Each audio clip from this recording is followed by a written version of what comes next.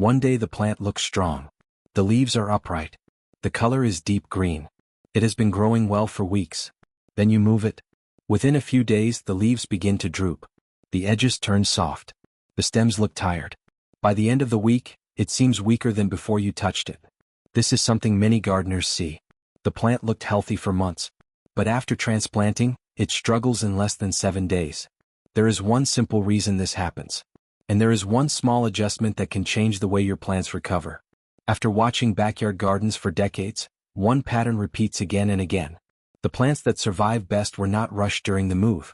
And if this has happened to you, you're not doing anything wrong. Before explaining why this worked, it helps to understand what is really happening under the soil. When we move a plant, we see the leaves. We see the stems. But most of the stress happens where we cannot see it.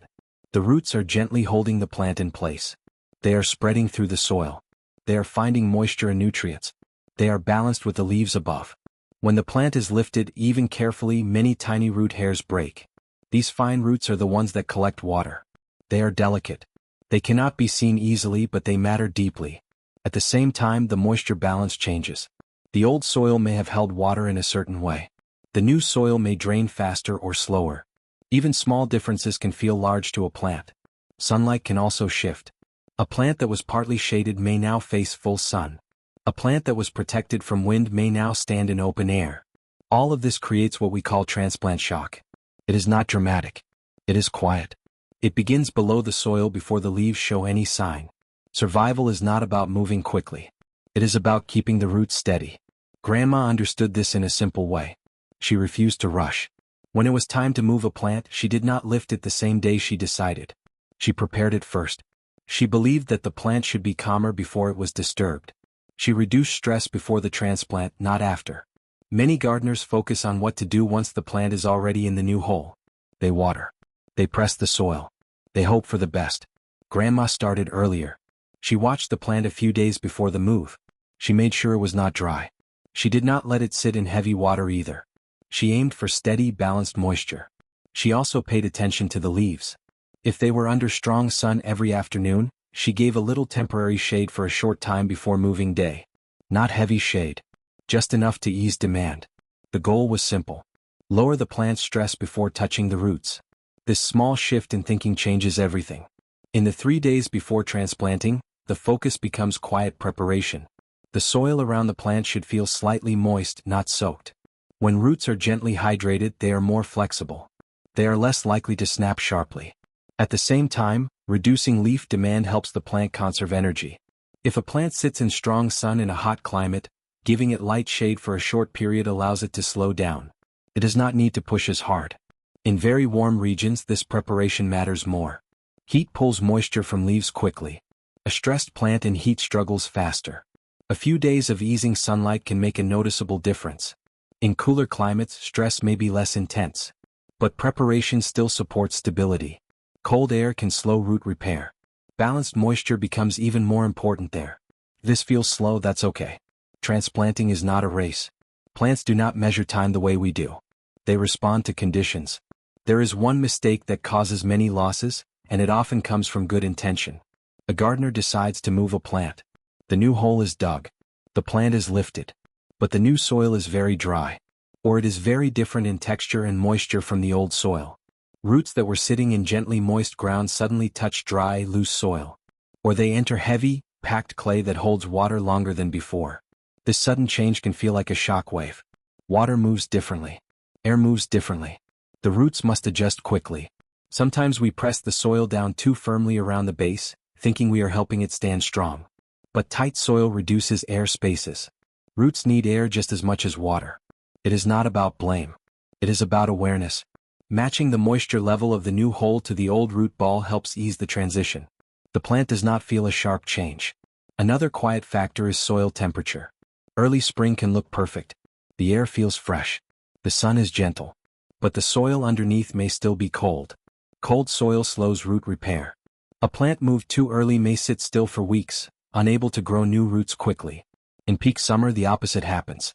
Soil can become very warm. Warm soil speeds evaporation. Roots lose moisture faster than they can replace it. Mild weather often gives the best recovery. Not too hot. Not too cold. In colder regions, waiting until the soil feels slightly warm to the touch can help. You can simply press your hand into the ground. If it feels chilly and damp for a long time, it may be worth waiting. In warmer climates, moving plants in early morning or later afternoon reduces heat stress. The sun is softer. The air is calmer. This is not about perfection. It is about choosing the gentlest window available. Once the plant is placed into its new home, the settling begins. Grandma did not flood the soil immediately. She watered slowly. She allowed the water to sink in gradually. This helped the soil settle naturally around the roots. Heavy watering can wash soil away from delicate root hairs. Slow watering allows soil particles to fall into place without force. For the next couple of days, she often gave light shade. Not full darkness. Just a break from strong afternoon sun. She did not add fertilizer right away. Freshly disturbed roots are sensitive. Strong nutrients can feel harsh at that moment. Waiting allows the roots to repair first. If fertilizer is used too soon, it can burn tender root tips. There is no need to hurry feeding. Growth will come once stability returns. Recovery is mostly invisible. We look at the leaves and want instant improvement. But root repair happens quietly below the surface. How can you tell if it is working without digging the plant up? A slight droop on the first day is normal. The plant has been disturbed. It is adjusting. Within 3 to 5 days, the leaves often look steadier. They may not be brighter yet, but they hold themselves more firmly. In 2 or 3 weeks, new growth may appear. A small leaf. A fresh bud. Something subtle. The time contrast is important. In the first few days, you are watching for stability. Over weeks, you look for new life. Patience protects plants. If you have been transplanting for years, you may already notice which plants struggle most in your garden. Some flowers adapt quickly. Some shrubs take longer. Every climate teaches different lessons. If you would like, you can share which plant gives you the most trouble after transplanting. And it helps to mention whether you garden in a colder region or a warmer one. Different climates shape different experiences. Hearing from one another builds quiet wisdom. In the end, the reason Grandma's plants survived so often was not because she worked harder. She did not fight transplant shock after it appeared.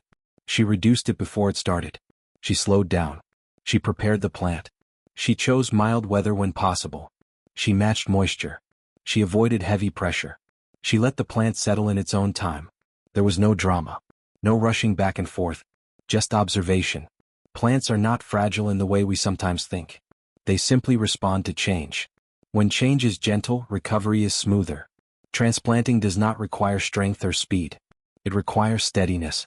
When we prepare first and interfere less, the plant does more of the work on its own. Slow down. Prepare first. Do less. Get more.